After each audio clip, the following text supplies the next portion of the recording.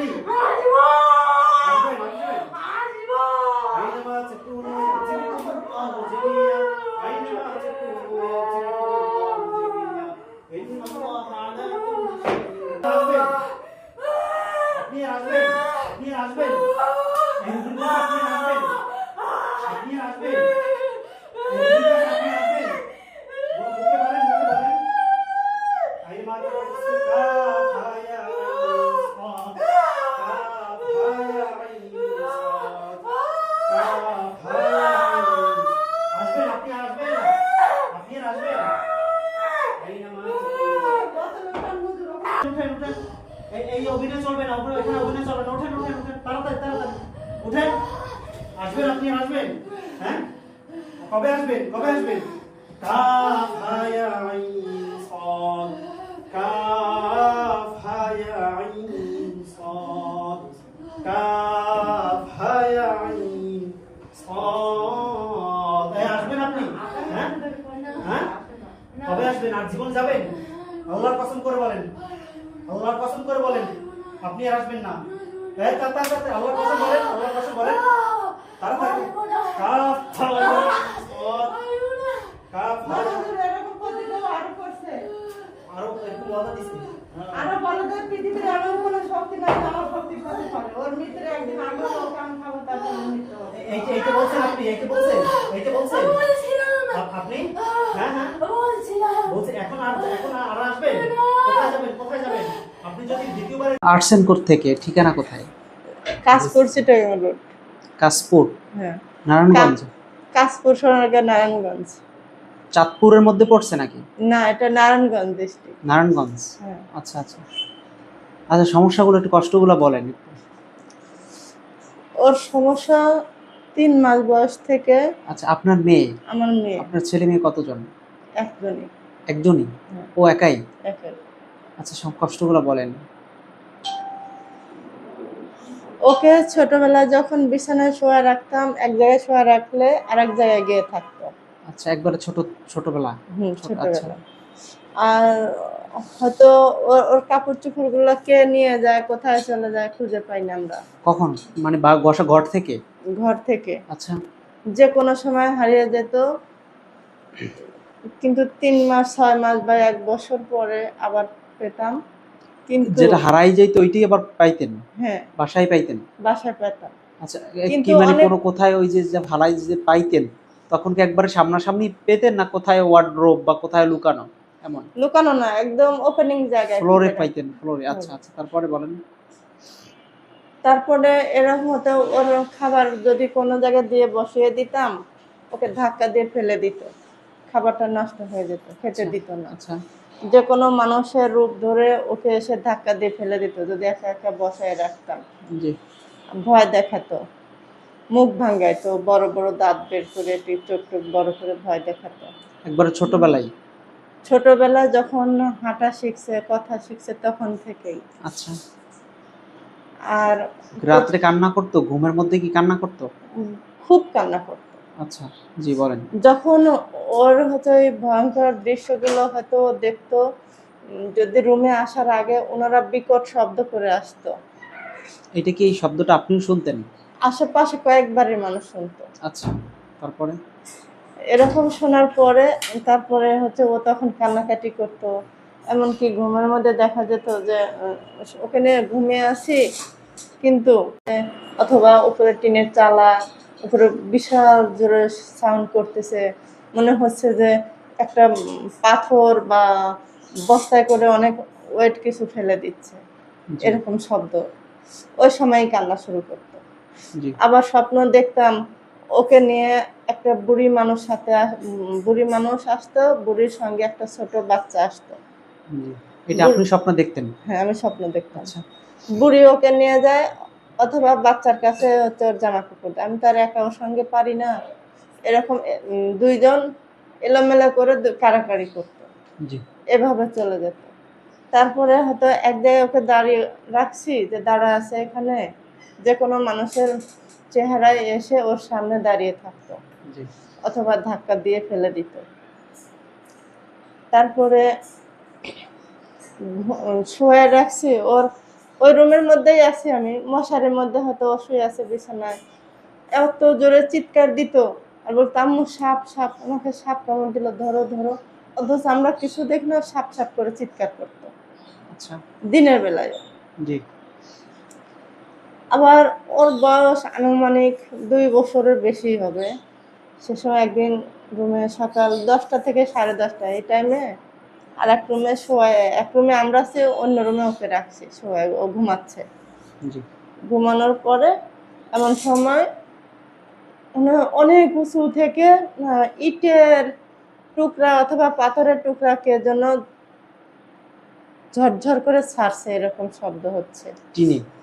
উম, কিন্তু মনে হচ্ছে যে টিনের চালে? টিনের? টিনের চালে। জি।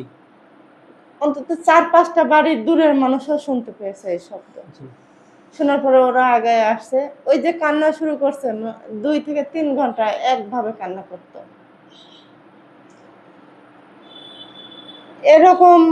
তারপরে ওকে কোথাও একা একা রাখতে পারতাম না, রাখলে ওকে ভয় দেখাতো।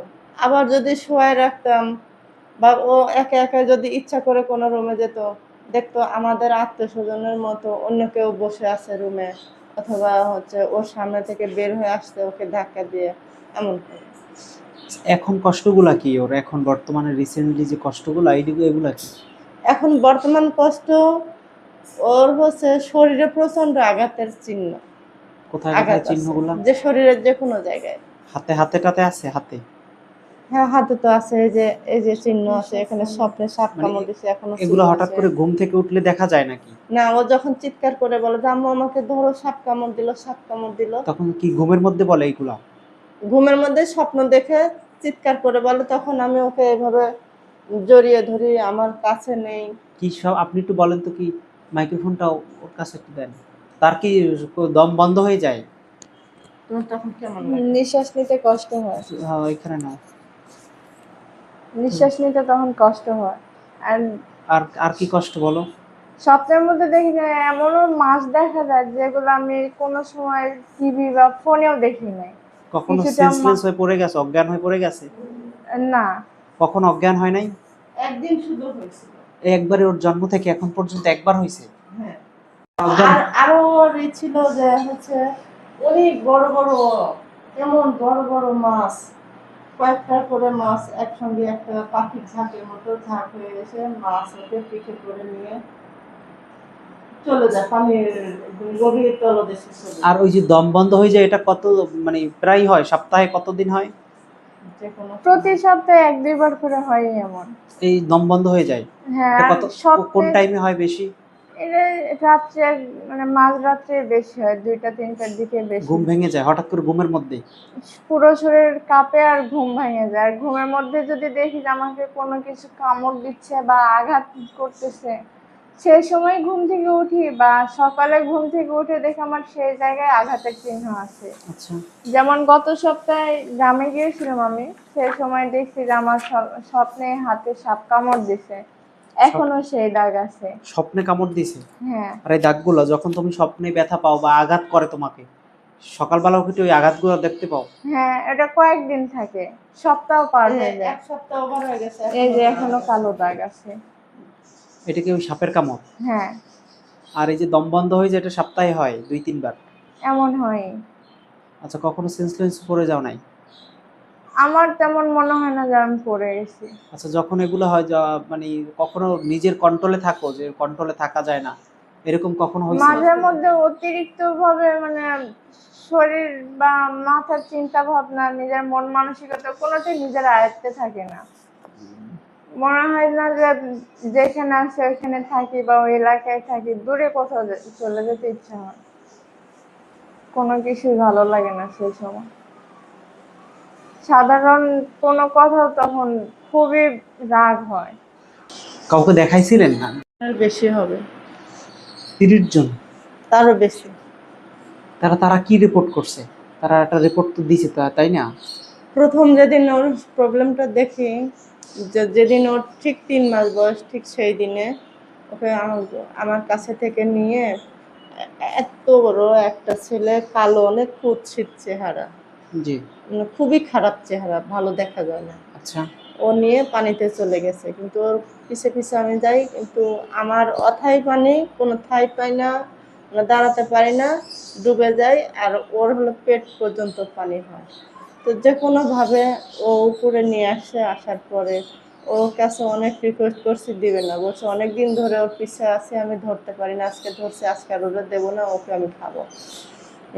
তখন আমি বলছি যে আমার ভাইকে বলছি, ভাই আপনি একটা কবিরাজ ডাক দিয়ে নিয়ে আসেন তো, আমার মেয়েকে তো মেরে ফেলে দিচ্ছে।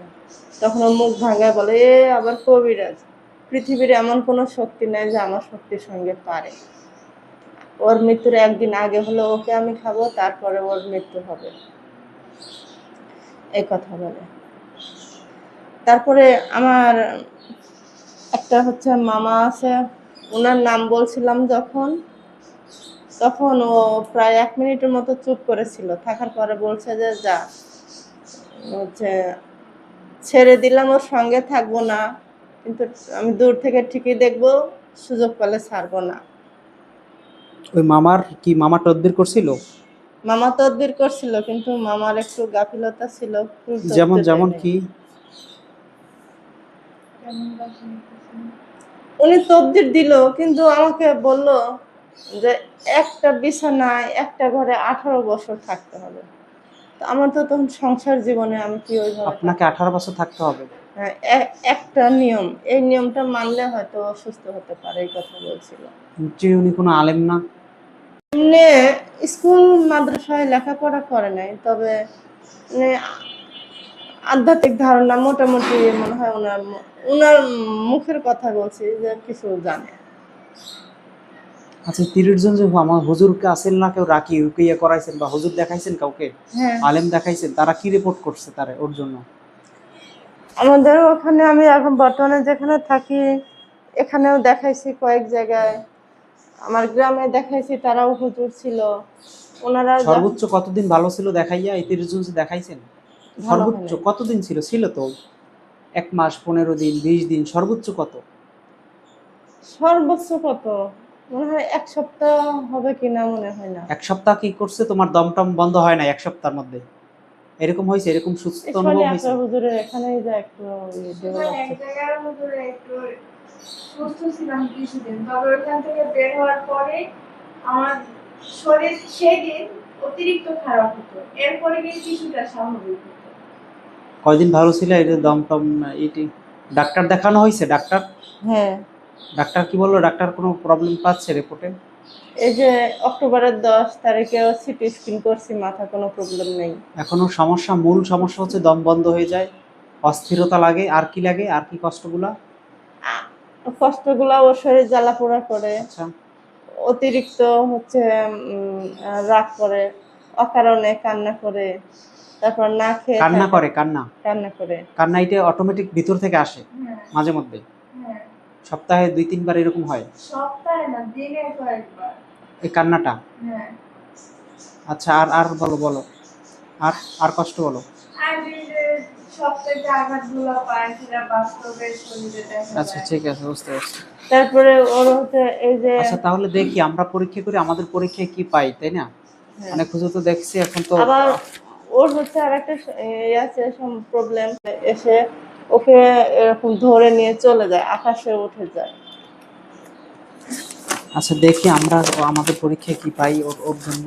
আর এই যে নামাজ পড়তে বলে নামাজ পড়বে না, নামাজের কথা বললে ওর রাগ হয় কেন? নামাজের কথা বললে কি হয়? রাগ হয়? রাগ হয়। আচ্ছা, ওর নাম কি? পুরা নাম? জান্নাতুল মিম। জান্নাতুল মিম।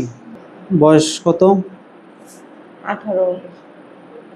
মায়ের নাম? জুবাইদা। জোবায়দা। হ্যাঁ, বাবা? বলুন। মোহাম্মদ সাইফুল ইসলাম। সাইফুল।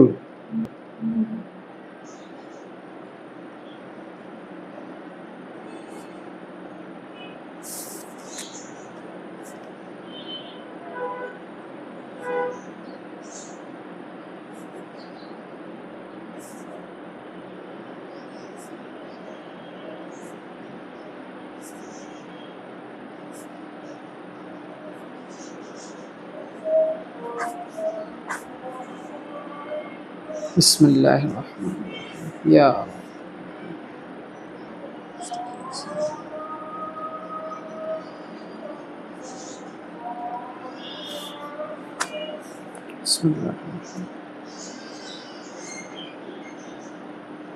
ইয়া রাব ইয়া বিসমিল্লাহ।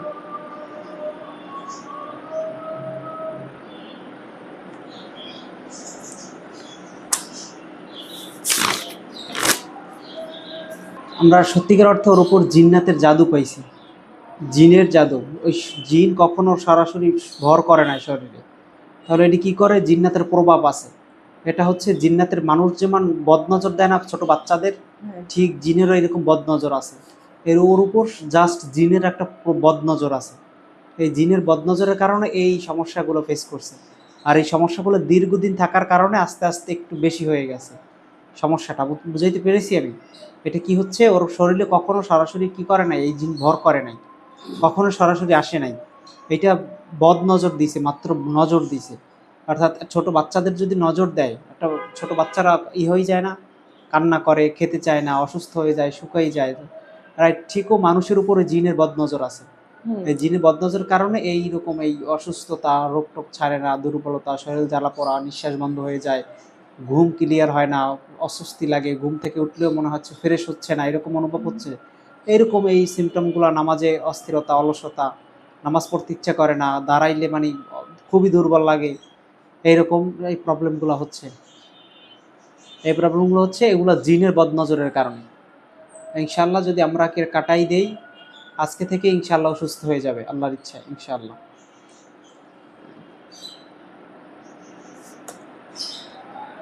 যদি ট্রিটমেন্ট নেন তাহলে আজকে থেকেই অসুস্থ হয়ে যাবে।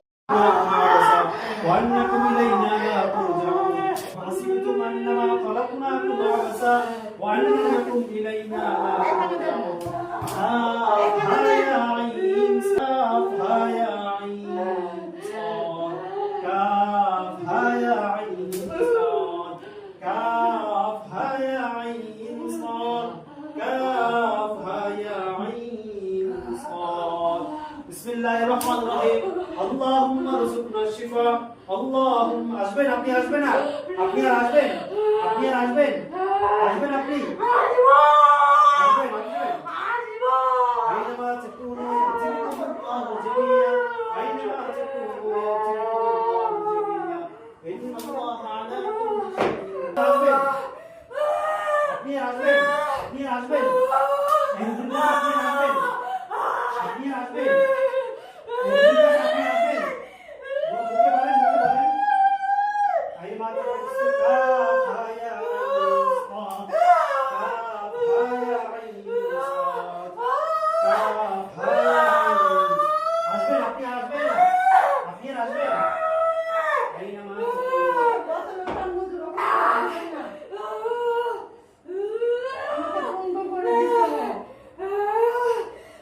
تكونوا يأتي بكم الله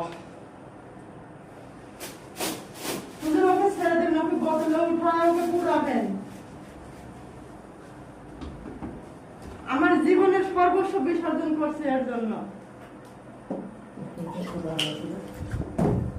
بسم الله الرحمن الرحيم وننزل من القرآن ما هو شفاء ورحمة للمؤمنين ولا يزيد الظالمين إلا خسارا ولا يزيد الظالمين إلا خسارا আসবেন আপনি, আসবেন, কথা বলেন, কথা বলেন, আপনি আর আসবেন, আপনি আর আসবেন, উঠেন উঠেন উঠেন উঠেন, এই অভিনয় চলবে না, আপনার এখানে অভিনয় চলবে না, উঠেন উঠেন উঠেন, তাড়াতাড়ি তাড়াতাড়ি উঠেন, আসবেন আপনি, আর আসবেন, হ্যাঁ কবে আসবেন, কবে আসবেন?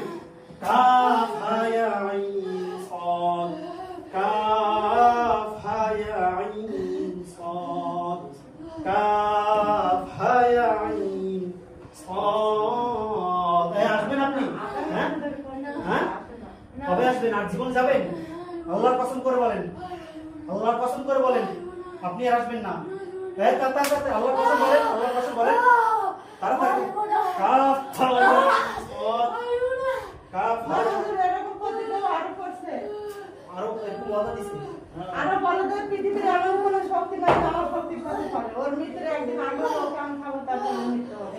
এইটা বলছেন আপনি, এইটা বলছেন, এইটা বলছেন আপনি, হ্যাঁ হ্যাঁ বলছে। এখন আর আসবেন? কোথায় যাবেন, কোথায় যাবেন? আপনি যদি দ্বিতীয়বার আসেন